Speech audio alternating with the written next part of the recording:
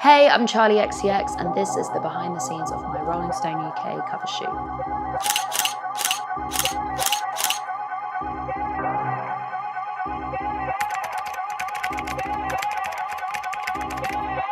I would say the Brat era is my rave era. It's very much me going back to my club roots. I think the optimum conditions to enjoy my new record would be at a party with your best friends. You're dancing, you're sweaty, you're in a cute outfit, but it's nothing too elaborate, you know? You kind of just want to be in like a chic tank top, maybe no bra, something really movable.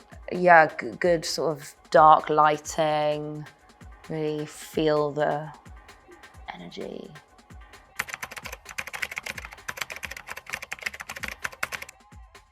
I do believe that there is some kind of cycle within pop culture. I don't know if it's like specifically 20 years or if it's more just like a pendulum that like swings back and forth. I am fascinated with the 90s and the 2000s, as you say, but not like really that much. I mean, A Crash was a very 80s inspired record.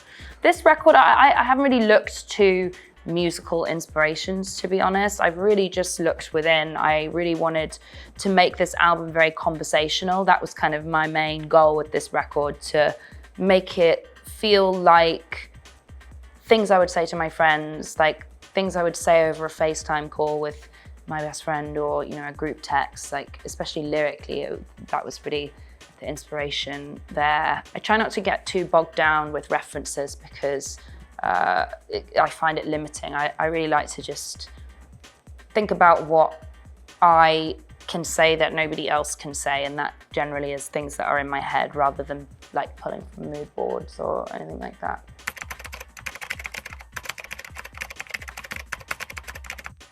Obviously, I feel like it would have been, you know, amazing to have gone to Studio 54 in its heyday. I feel like the closest I'll ever get is watching the movie 54 with Mike Myers.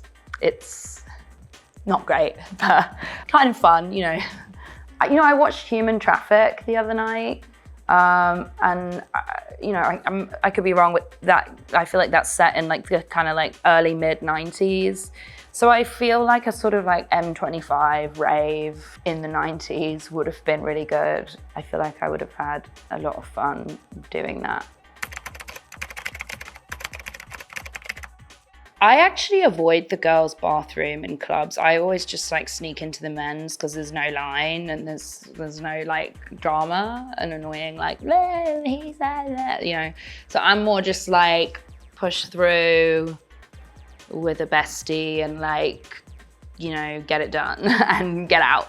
I don't actually like the deep chats because I find it really annoying. I'm just like, oh, you're killing my vibe. Like, I just want to dance. I'm not really like the person who's like having like a really like deep conversation at a party. I'm more the person who kind of like flits around and like says hi to everyone, but then I really just want to dance. I want to be silly. I don't want to figure out your life, but I still love you, you know?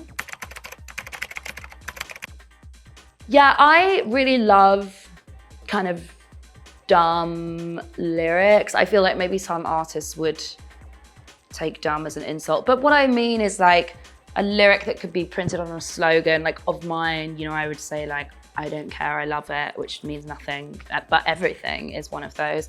I feel like, you know, the streets, you're fit, but you know it. Like they're silly, but they're also like very universally used phrases. I think Young Lean has a lot of really iconic phrases. Shorty, what you sipping on? Gatorade. Like, why? It doesn't really matter, but I just think it's really good. And I would wear a t-shirt that said Gatorade on it. So sponsor me if you're out there.